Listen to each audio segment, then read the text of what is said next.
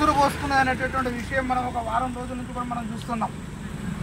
దీనికి అంతటికీ కూడా కారణం ఒకటే అని చెప్పుకోవచ్చు. మనం ఈ మధ్య జీవో నంబర్ 21 అనేటటువంటిది నియామకాల కొరకు గైడ్లైన్స్ అనేటటువంటి రాష్ట్ర ప్రభుత్వం తీసుకుని వచ్చింది. ఆ నియామకాలు కూడా ఏకపక్షంగా ఆ యొక్క గైడ్లైన్స్ ఉండడం వలన కొన్ని సంవత్సరాల నుంచి కొన్ని ఏళ్ళ నుంచి అన్ని యూనివర్సిటీలో పనిచేస్తున్నటువంటి కాంట్రాక్ట్ అధ్యాపకులకు అన్యాయం జరుగుతున్నటువంటి ఉద్దేశంతో రాష్ట్రంలో ఉన్నటువంటి అన్ని యూనివర్సిటీల కాంట్రాక్ట్ అధ్యాపకులు గత వారం రోజుల నుంచి విభిన్న రీతిలో నిరసన వ్యక్తం చేసుకున్నారనే విషయం మనకు తెలిసిందే.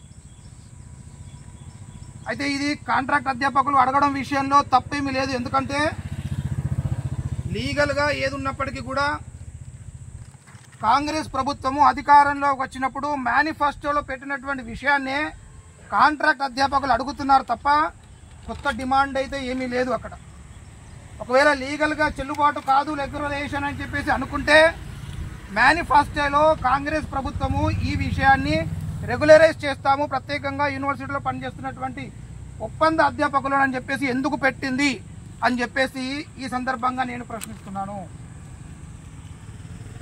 మరి కేవలము ఓట్లు తీసుకొని ప్రభుత్వం అధికారం పొందడానికైనా మేనిఫెస్టోలో వీలుగానటువంటి విషయాలన్నింటినీ చేర్చింది, లేదా యూనివర్సిటీల యొక్క సమస్యలు పరిష్కరించడానిక అటువంటి విషయాలను యూనివర్సిటీలో మేనిఫెస్టోలో చేర్చిందా అని చెప్పేసి నేను ప్రశ్నిస్తున్నాను.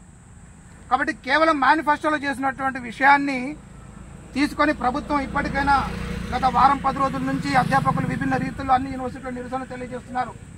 స్పందించి వాళ్ళకు ఒక సెక్యూరిటీ, వాళ్ళకు స్కేల్ ఇస్తారా, లేదా రెగ్యులరైజేషన్ చేస్తారా, లేదా లీగల్గా దాన్ని ఎలా చేస్తారో ఆ రకంగా చేసి వాళ్ళ యొక్క సమస్యను సాల్వ్ చేసి యూనివర్సిటీలను ప్రశాంతంగా నడపాలని చెప్పేసి మేము ఈ సందర్భంగా అకూట్ జనరల్ సెక్రటరీగా, మాజీ జనరల్ సెక్రటరీగా నేను ప్రభుత్వాన్ని విజ్ఞప్తి చేస్తున్నా.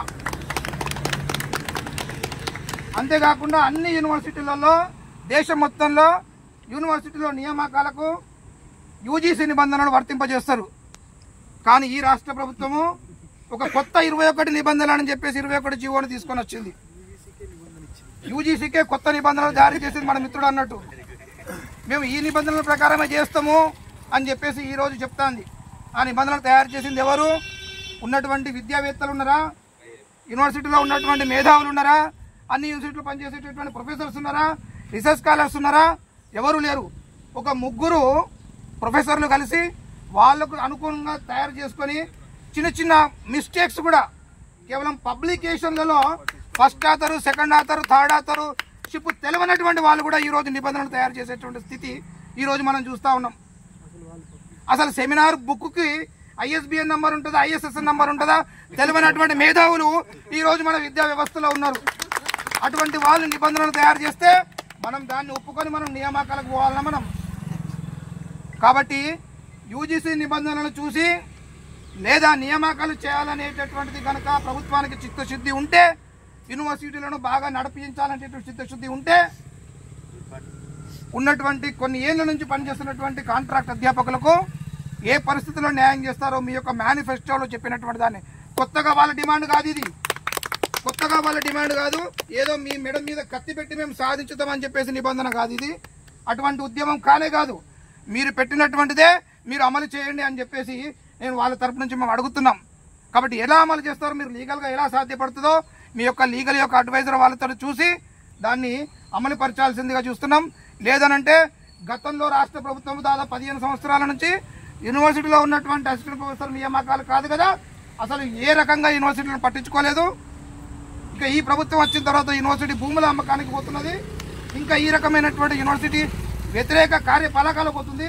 ఈరోజు అన్ని యూనివర్సిటీలు అనిశ్చితిలో ఉండడానికి కారణం కూడా మనం ఈ ప్రభుత్వం యొక్క విద్యా విధానంలో అవలంబిస్తున్నటువంటి విధానాలని చెప్పుకోవచ్చు. ఇప్పటి వరకు రాష్ట్ర ప్రభుత్వము విద్యా శాఖ మంత్రిని ఇప్పటి వరకు అపాయింట్ చేయలేదంటే ఈ ప్రభుత్వము ఈ యొక్క విద్యా వ్యవస్థ మీద ఉన్నటువంటి చిత్తశుద్ధి ఎలాంటిదో మనం తెలుసుకోవచ్చు. కాబట్టి కొన్ని రోజుల నుంచి చేస్తున్నటువంటి కాంట్రాక్ట్ అధ్యాపకుల మిత్రులకు ప్రభుత్వము న్యాయం చేయాలని చెప్పేసి అప్పుడు మాజీ జనరల్ సెక్రటరీగా నేను ప్రభుత్వాన్ని ఈ సందర్భంగా విజ్ఞప్తి చేస్తున్నాను.